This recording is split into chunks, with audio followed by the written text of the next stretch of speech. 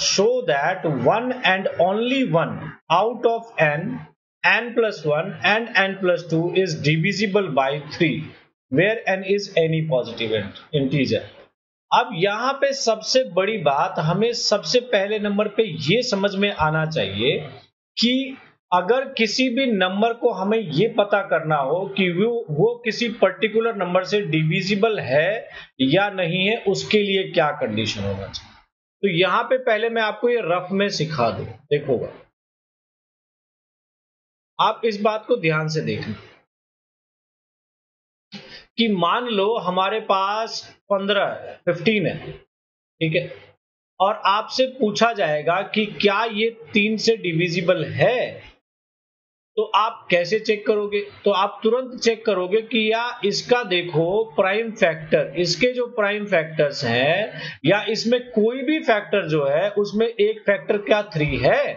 जैसे देखो 5 into 3 होता है ये, तो यहां पे जैसे ही दिखा आपको कि इसका एक फैक्टर 3 है तो डेफिनेटली 15 क्या होगा, 3 से डिविजिबल होगा, और उसी तरीके से ये 5 से भी डिविजिबल होगा। अब मैं आपसे सवाल ये पूछ लूं, क्या 15 2 से डिविजिबल है?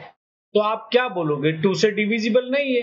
क्यों नहीं है? बिकॉज इसके फैक्टर्स में 2 फैक्टर नहीं है, चाहे कोई भी फैक्टर्स हो यहाँ पे, ठीक है। तो ये सबसे बेसिक फंडा मैंने बताया कि किसी भी नंबर का अगर मुझे ये पता करना हो कि वो किसी पर्टिकुलर नंबर से डिविजिबल है या नहीं है, तो वो जो पर्टिकुलर नंबर है वो उस नंबर के फैक्टर में जरूर आना चाहिए।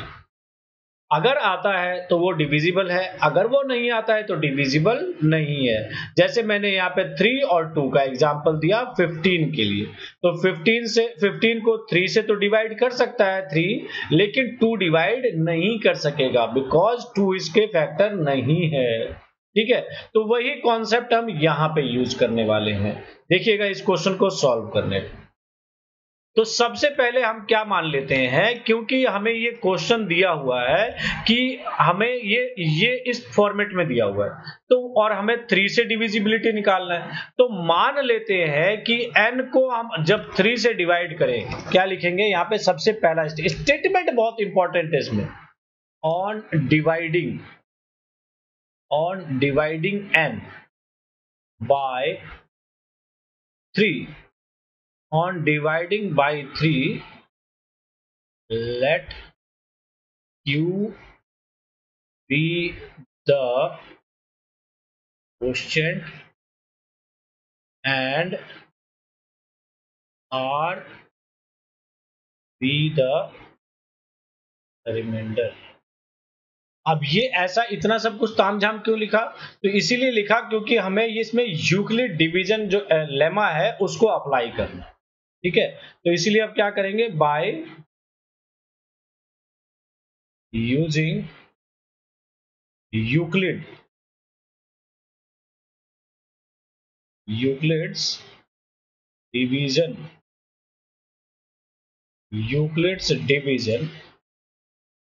लेमा लिख दो, एल्गोरिथम।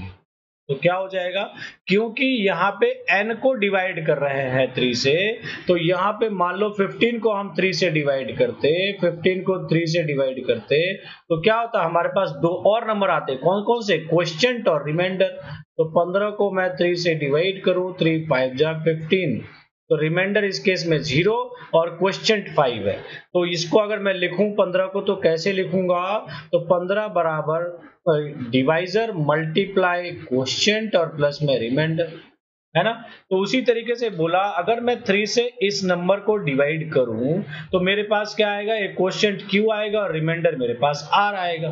तो यहाँ पे देखिए, इसको अगर मैं यूक्लिड डिवीजन लगाऊं तो n क्या देगा, n इज इक्वल टू ये 3q और प्लस में रिमाइंडर क्या होगा, r, ठीक है। और यहाँ पे r की वैल्यू भी कहां से कहां तक होगी, क्योंकि मुझे ये पता है डिवाइजर क्या है, तो 0 is less than equal to r is less than 3, ये r का रेंज आ गया। इससे r की वैल्यू क्या क्या आ जाएगी, तो 0 आ जाएगा, 1 आ जाएगा, 2 आ जाएगा, ठीक है। और यहाँ पे r के सभी वैल्यू के लिए अब हम n की वैल्यू मान लेते हैं। तो इससे देखो इससे n के मेरे पास क्या क्या वैल्यू आ जाएगी। अगर मैं r की सभी वैल्यू पे इसकी वैल्यू निकालूं तो r अगर 0 है तो यहाँ पे 0 n कितना आ जाएगा, तो n is equal to simple 3q होगा। ठीक है, या फिर सेकंड केस में क्या होगा, यहाँ पे अगर मैं 1 डालूं तो ये क्या होगा 3q प्लस 1 होगा, और या फिर n की वैल्यू अगर मैं 2 डालूं तो क्या होगा, ये 3q प्लस में 2 होगा। ठीक है, तो इस तरीके से n की हमने 3 वैल्यू ले ली, क्या क्या 3q, 3q प्लस 1 और 3q प्लस 2। ठीक है, ये हमारा निकला। अगर 3 से डिवाइड करने पे होगा तो हमारे पास ये 3 एक्सप्रेशन आ सकते हैं। ये तो हमने जनरलाइज सेंस में मान लिया।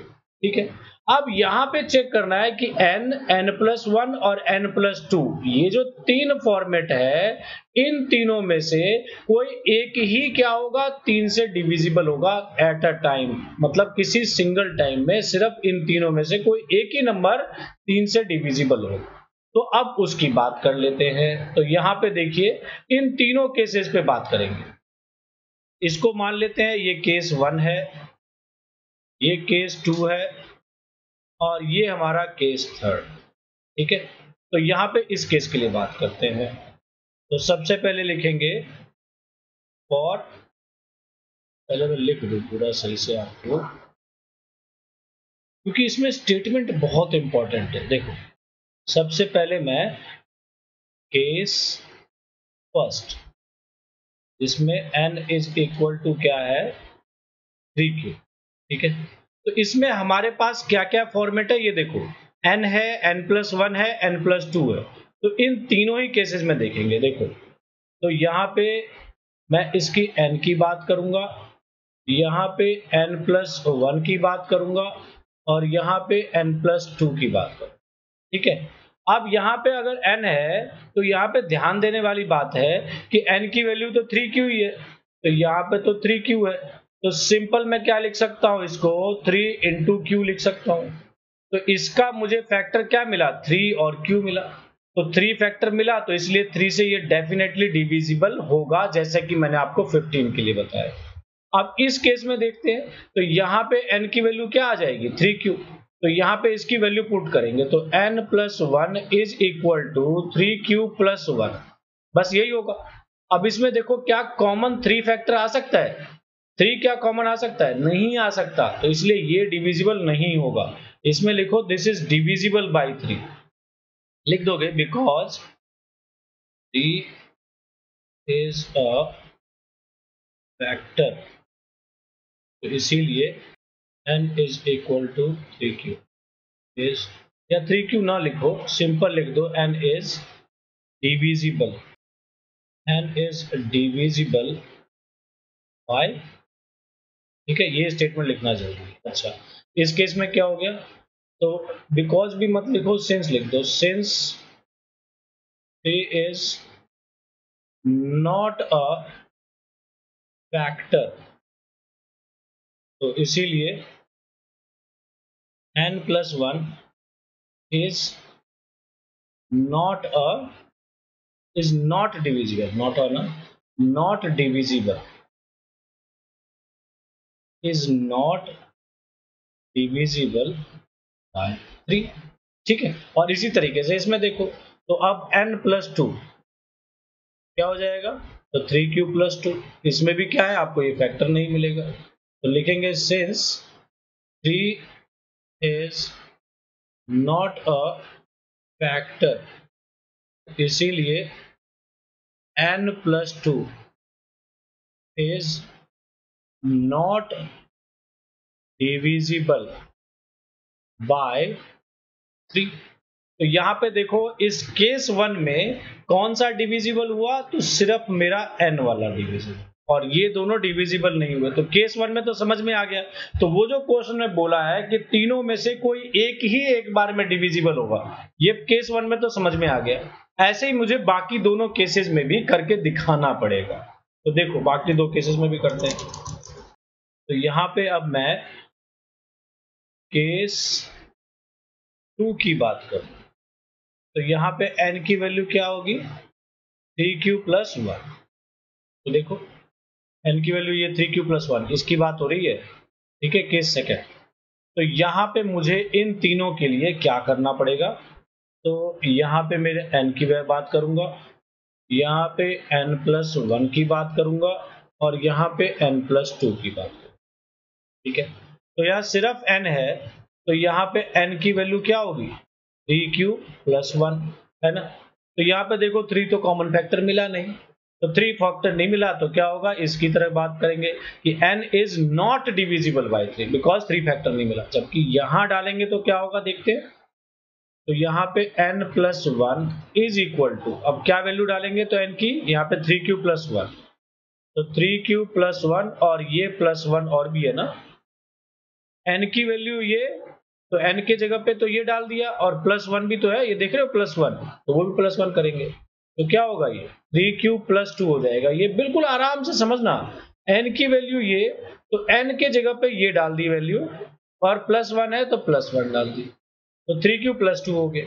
अब यहाँ पे भी देखो मुझे 3 कॉमन फैक्टर नहीं मिल रहा, तो ये भी डिविजिबल नहीं होगा। अब इस केस में देखो n+2 इज इक्वल टू, तो n की वैल्यू क्या है 3q+1, 3q+1 और यहाँ +2, तो +2, तो ये क्या हो जाएगा मेरा 3q प्लस में 3, तो यहाँ से क्या मिलेगा 3 कॉमन फैक्टर मिल जाएगा। ठीक है, तो यहाँ पे देखिए 3 आ गया फैक्टर, तो क्या लिखेंगे ध्यान से देखिएगा, लिखेंगे सिंस 3 इज अ फैक्टर, तो इसीलिए n+2 is divisible by 3, divisible by, और इन दोनों केस में आपको समझ में आता है because 3 is not a factor, तो इसीलिए n is not divisible by 3, because 3 is not a factor क्या लिखेंगे, सिंस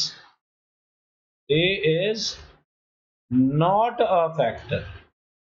ठीक है, तो इसीलिए n is not divisible, n is not divisible by 3, और इस केस में क्या हो जाएगा, तो ध्यान से देखिएगा, एंड इसमें भी 3 फैक्टर नहीं है, तो यही स्टेटमेंट यहाँ पे भी डाल देंगे, तो since A is not a factor, है ना, तो इसीलिए क्या हो जाएगा n+1 इज, ब्रैकेट में डाल दो, इज नॉट डिविजिबल बाय 3।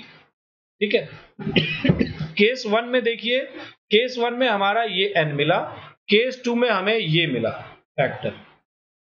ठीक है, इस केस में ये फैक्टर, इस केस में हमारा सिर्फ ये फैक्टर, ये दोनों फैक्टर नहीं।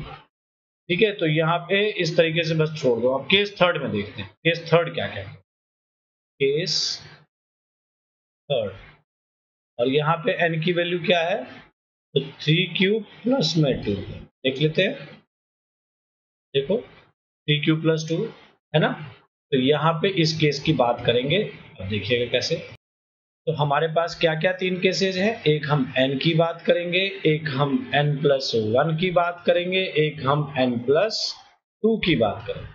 ठीक है, तो यहाँ पे देखिए तीनों की बात, तो यहाँ पे n इज इक्वल टू, तो सिंपल मेरे पास 3q+2 आ गया, तो 3 फैक्टर मिल रहा है क्या, इसमें नहीं मिल रहा। ठीक है, तो खेल खत्म हो गया। n+1 की बात करते हैं तो क्या होगा, n की वैल्यू क्या है 3q+2, तो 3q प्लस में 2 और +1 भी है तो +1, तो क्या हो जाएगा ये 3q और प्लस में 3, तो यहाँ पे 3 कॉमन फैक्टर लेंगे तो q प्लस में 1 हो। ठीक है, तो यहाँ पे देखो इस तरीके से क्या हो जाएगा, अब 3 कॉमन फैक्टर मिल गया। अब इस केस में देखते हैं n+2, तो ये हो जाएगा 3q+2, तो n की वैल्यू है और +2 और हो जाएगा, तो यहाँ से क्या हो जाएगा, ये 3q प्लस में 4 हो जाएगा। मान लो आप इसको ऐसे करो 3q प्लस 3 और प्लस में 1 कर दो, तब भी क्या होगा 3 कॉमन आएगा, ये q प्लस 1 और प्लस में 1 तो रहेगा ही, तो इसमें कॉमन फैक्टर तो 3 नहीं मिल रहा है ना, तो इसीलिए ये भी आपका इस केस में कौन सा डिविजिबल होगा, तो 3 फैक्टर यहां मिला तो ये वाला होगा।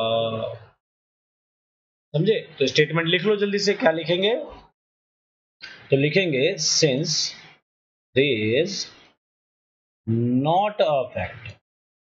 तो इसीलिए क्या होगा, 3 इज नॉट अ फैक्टर, इसीलिए n is not divisible by 3।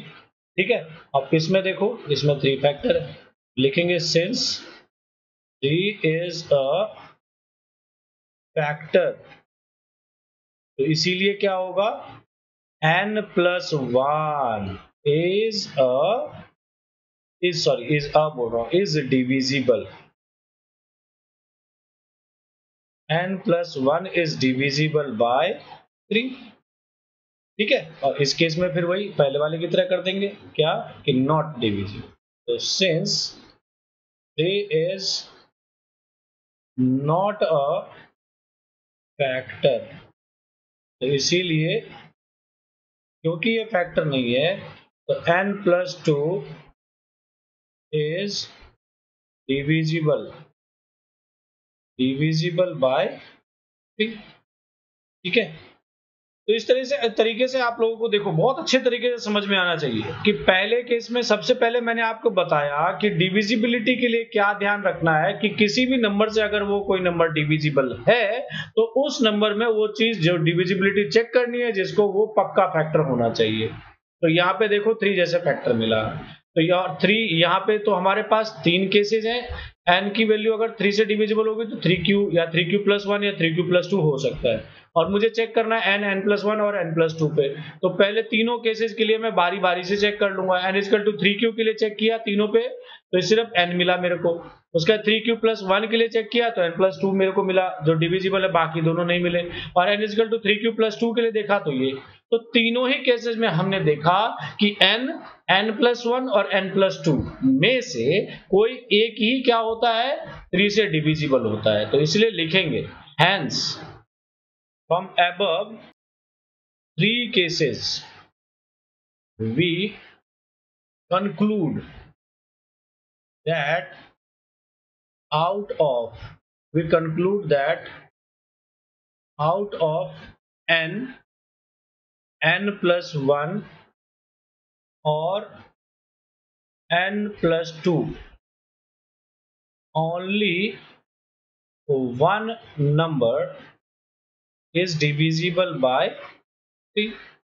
ठीक है, तो इस तरीके से देखो बहुत अच्छे तरीके से मैंने आपको बताया टेबल के फॉर्मेट में, और ऐसे ही आपको ये इस तरीके के क्वेश्चन आएंगे उसको बिल्कुल इसी तरीके से सॉल्व करना है। ठीक है, इसी तरीके से आप सॉल्व करते जाएंगे, बिल्कुल अच्छे तरीके से आपको समझ में आता जाएगा।